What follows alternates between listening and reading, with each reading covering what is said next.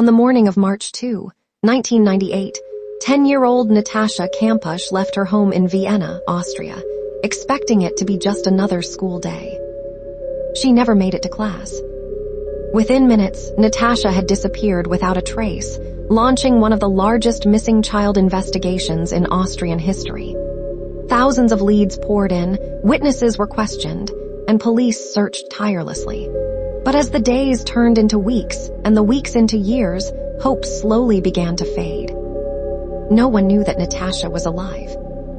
Just a short distance away, she was being held captive inside the home of a 35-year-old communications technician named Wolfgang Prickloppel. Hidden beneath his garage was a tiny soundproof cellar, measuring only a few square meters. It was there that Њatasha spent much of her childhood, completely isolated from the outside world. For years, she had no contact with her family, no freedom, and no way to tell anyone where she was. As time passed, Prickloppel gradually allowed Њatasha into other parts of the house and garden, but only under strict supervision. He controlled nearly every aspect of her life, keeping her under constant watch and making escape seem almost impossible. Yet Њatasha never stopped observing. She paid close attention to his routines, his habits, and the rare moments when he became distracted. While surviving unimaginable conditions, she quietly waited for the smallest opportunity to change her fate. Outside the house, investigators continued to search. Several potential suspects were examined over the years, including Wolfgang Prickloppel himself. Early in the investigation, police questioned him because he owned a white van matching witness descriptions from the day Њatasha disappeared. However, after he passed a lie detector test and no physical evidence connected him to the crime, he was ruled out as a suspect. It was a decision that would later face heavy criticism. Years passed. Њatasha's family endured birthdays, holidays, and endless uncertainty, never knowing whether she was alive or dead. Her disappearance became one of Austria's most heartbreaking unsolved mysteries. Then, on August 23, 2006, everything changed. That afternoon, Њatasha was helping clean the garden while Prickloppel monitored her nearby. Suddenly, his mobile phone rang. He stepped away to answer it. For the first time in nearly 8 years, Њatasha realized no one was watching her. Without hesitating, she ran. She sprinted away from the house, through neighboring streets, terrified that she would be caught before reaching safety. Eventually, she arrived at a nearby home and desperately asked for help. The residents immediately contacted the police. Officers quickly realized that the frightened young woman standing before them was the missing child the entire country had searched for since 1998. Њatasha 𝗃𝗃𝗀𝗃 had survived 3,096 days in captivity. Meanwhile, Wolfgang Prickloppel realized she had escaped. As police began searching for him, he fled the area and later died by suicide after stepping in front of a moving train. Investigators searched his property and discovered the hidden cellar exactly as Њatasha had described. Her account of the captivity matched the physical evidence found inside the house, confirming the horrifying reality of what she had endured. The world watched as Њatasha slowly began rebuilding her life. She later chose to speak publicly about her experiences, emphasizing that surviving captivity involved not only physical endurance, but also extraordinary mental resilience. She has written about the complex psychological effects of long-term abuse and the challenges of adjusting to freedom after spending nearly 8 years under complete control. Her story remains one of the most remarkable survival cases in modern history, not because of how she disappeared, but because of how she never gave up. Against impossible odds, Њatasha 𝗃𝗃𝗀𝗃 escaped the place where she had spent nearly half her childhood, proving that even in the darkest circumstances, hope can survive.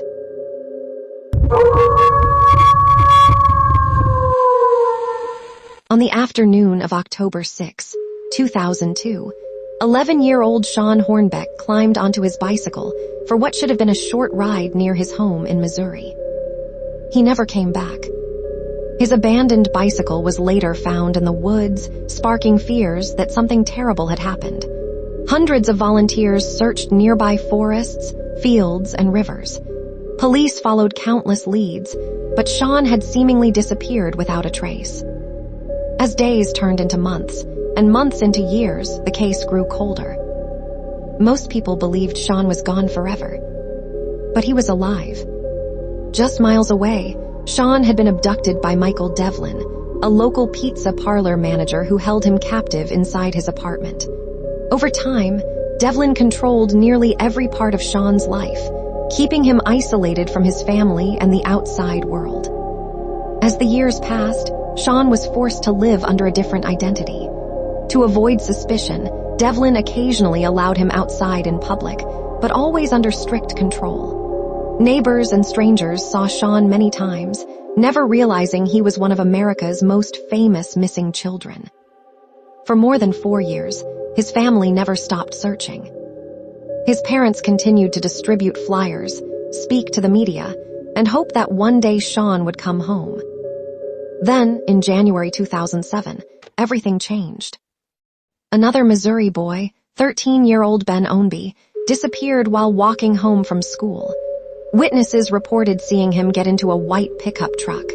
This time, investigators moved quickly, releasing descriptions of both the vehicle and a possible suspect. A tip from the public led police to Michael Devlin.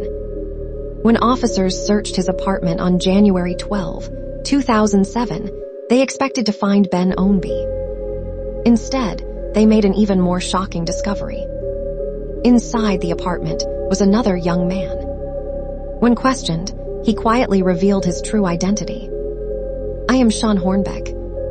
After more than 4 years in captivity, 𝗀𝗵 had finally been found alive. 𝗵𝗵𝗄𝗶𝘀 was rescued safely as well, ending what could have become another years-long disappearance. Michael Devlin was arrested and later pleaded guilty to kidnapping both boys. He received multiple life sentences plus additional prison time, ensuring he would spend the rest of his life behind bars. 𝗀𝗵's return made headlines around the world. His survival brought hope to families of missing children everywhere, proving that even long, cold cases can have unexpected endings. Although rebuilding his life after years in captivity was incredibly difficult, 𝗀𝗵 Hornbeck's rescue remains one of the most remarkable recoveries in modern criminal history. His story is a reminder that some missing person cases don't end where the search stops. Sometimes, they end when someone notices the clue everyone else almost missed. If this story kept you watching until the end, you're exactly who this series is for. They vanished. Then Were Found years later uncovers the unbelievable true stories of people who disappeared without a trace, only to be found years later against all odds. This is episode 2 if you haven't already.